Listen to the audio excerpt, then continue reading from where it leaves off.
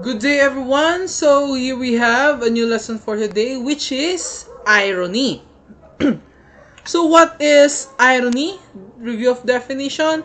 So irony is the opposite of what is expected. So opposite. It is a contradiction between what happens and what you expected to happen. So irony is, for those who have forgotten, is a figure of speech. So what is the purpose of irony? So it is often used to add suspense and interest, and also to keep the reader thinking about the moral of the story. So we have three kinds of irony: the verbal, the situational, and the dramatic irony. So the simplest kind of irony is the verbal. We use it every day when we say something, but we really mean the opposite. So it has a tone of sarcasm. So for example, I will say that, "Oh wow, you look so lovely today that you could kill a fly." So meaning to say, I am not really saying that he or she is lovely, but what I mean is the opposite, that she is ugly. So that is verbal irony, using our words. So examples of verbal irony: the locker room smells really good. So if the locker room, usually this is for team sports, basketball, soccer. This is the place where the players change their outfits before and after the game. So they're all sweaty. Awesome! Another homework packet. As your teacher is signing detention forms for students who did not complete their homework, she says in an irritated, so the teacher is angry, "I just love when students don't do their homeworks." So she means the opposite. So, no thank you for letting me watch you constantly text as we hang out.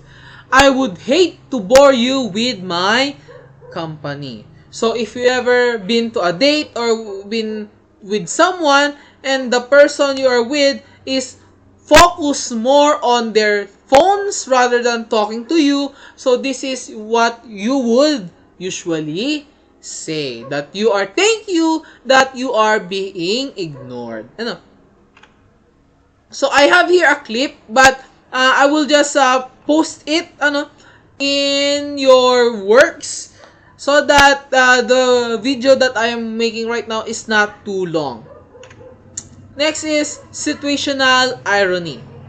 This kind of irony occurs when a situation turns out to be the opposite of what you thought it would be. For example, you see a man and a banana peel. So you might have a guess already, oh, that man will dodge or that man will slip on the banana peel. And whatever you think and what happens is the opposite of what you think. That is situational irony. Examples of situational irony: the teacher's daughter is a high school dropout. So when we say, oh, your mother is a teacher, so when we say that, our first expectation is that that girl or that boy is smart, or at the very least, he is studying well. Why? Because her mother or his mother is a teacher. But what happens? That student became a dropout. He failed school. Next, the chef won't eat his or her own cooking. A chef, a person that cooks food, and yet he won't eat his own cooked food. Next, the barber always needs a haircut himself. So the barber, the one who always cuts hair, so what would we be expecting is that he has a trimmed hair, he has a nice maintained hair, but the barber also needs to have a haircut. Next and last is Bill Gates uses an Apple computer. Bill Gates connected to Microsoft. More or less, when we say Bill Gates, oh, he might be using a Microsoft computer. But what happens in reality?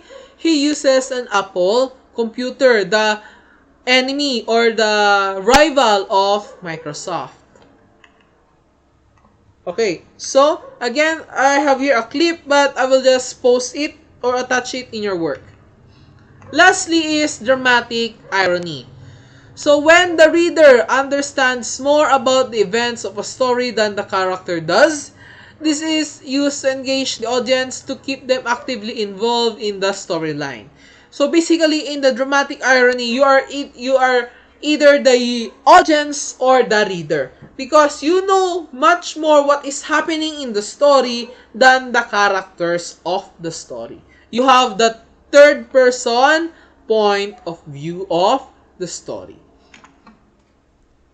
So examples is Tim's parents are proud of the A he got on the test, but you as the classmates know that he cheated.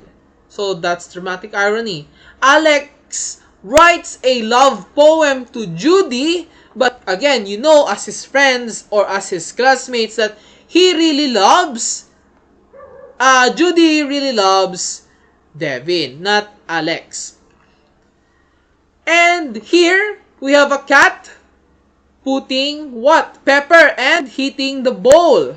So we know what is happening. We know that the cat is cooking the fish. But what does the fish say? First, he warms our bowl. Now, he's feeding us. And you thought he wasn't friendly. So the fishes thought or thinks that the cat is helping and feeding them. But in reality, we know that they are being cooked alive. And again, we have here another video, but I will again attach it to your work. So that is all for irony. Be sure to watch the 3 videos. It is a much more detailed explanation on what is verbal, situational, and dramatic irony. So if you have any questions, feel free to ask. So that is all. I hope you understand the 3 kinds of irony and what is irony. So that is all. Thank you and goodbye.